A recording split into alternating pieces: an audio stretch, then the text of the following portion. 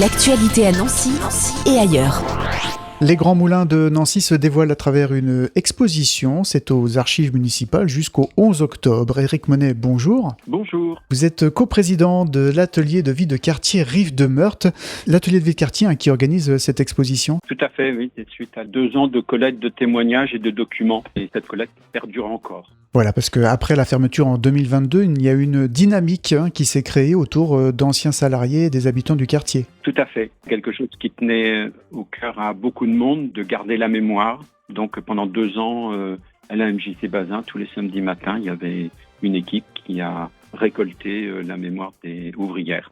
Que peut-on découvrir alors grâce à cette exposition ? Alors cette exposition, elle retrace le passé historique des Grands Moulins et du quartier, ponctué d'anecdotes et de témoignages. Il y a bien sûr des photographies, des films, des textes, des extraits sonores. Les Grands Moulins, ça existe depuis 1115 en fait. Il y avait déjà des traces qu'on appelait les Grands Moulins. Et après, il y a eu le premier Grand Moulin qui a été fait par Simon Bouchotte et Villegrain, qui a été détruit partiellement en incendie en 1944, pour après être reconstruit par les frères André. Et après, on a des témoignages de gens qui ont travaillé dedans, donc on a des chauffeurs, on a des gens qui étaient à tous les postes, des gens qui ont travaillé sur les livraisons, sur la vie du quartier, parce que ça représentait énormément de monde en fait, qui était tout autour de ce domaine-là. Et en plus, on a aussi un petit focus sur la voie ferrée, sur le canal, sur l'eau, parce que c'est une présence importante entre Meurthe et Canal. Et on avait un passé industriel incroyable. Je veux dire, on a des usines industrielles très connues. Et il reste encore Dôme, par exemple, qui fonctionne, mais il y en a d'autres qui ont disparu. Et on a mis aussi quelques photos de ces entreprises. L'exposition, elle est présentée sous forme d'une fresque qui va du Moyen-Âge jusqu'à aujourd'hui. Voilà, tout à fait. Et avec aujourd'hui la chance d'avoir des témoignages d'ouvriers qui témoignent sur différents points en fait.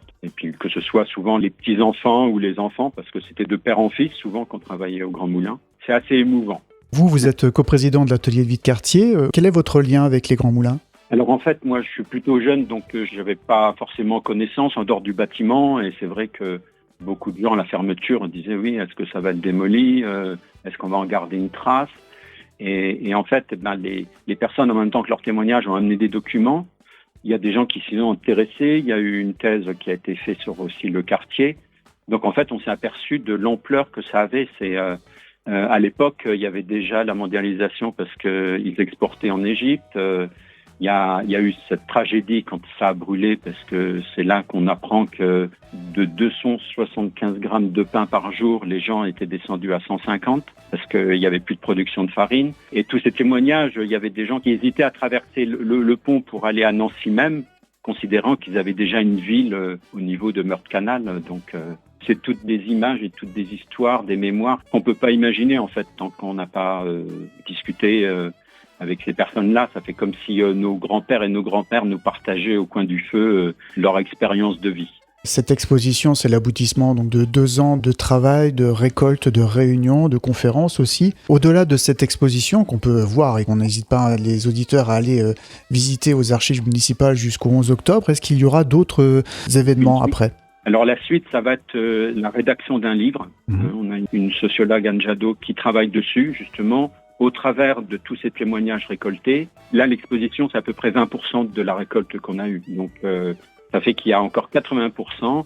Et là, elle va le développer dans le livre et le remettre dans le contexte historique et sociologique de l'époque. Ça va être une riche information. Et on aura l'occasion certainement de relayer aussi à la radio donc cette exposition Les Grands Moulins de Nancy à voir jusqu'au 11 octobre aux archives municipales.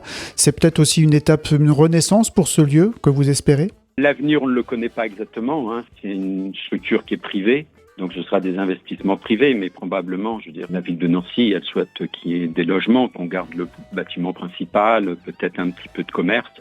Alors après, c'est dans les souliers de Vivestia, donc qui est propriétaire et qui doit le vendre à des investisseurs immobiliers. Pour l'instant, rien n'est fait officiellement, donc on n'est pas dans les petits souliers pour pouvoir en parler.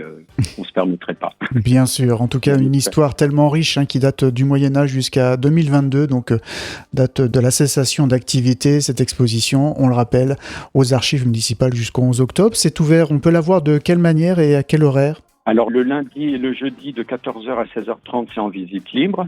Il suffit de sonner tout en bas du bâtiment parce que les accès sont sécurisés. Et autrement, c'est possible en téléphonant aux archives au 03 54 50 60 70 de demander une visite spécifique pour réservation. On organise pour certains groupes, en fait, s'ils le souhaitent, on peut organiser des visites commentées qui permettent d'avoir des explications supplémentaires aux éléments qui sont déjà exposés. Et si des personnes qui nous écoutent prendraient connaissance de cette exposition et du fait que vous récoltez toujours des archives, il y a moyen de vous contacter comment ? Vous pouvez nous contacter, le mieux c'est par mail à rivedemeurthe.invicu, rive avec un S, .invicu@gmail.com.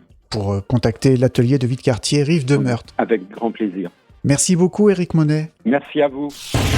L'actualité à Nancy et ailleurs. C'est sur Fudget. Pour y participer, contactez-nous au 03 83 35 22 62.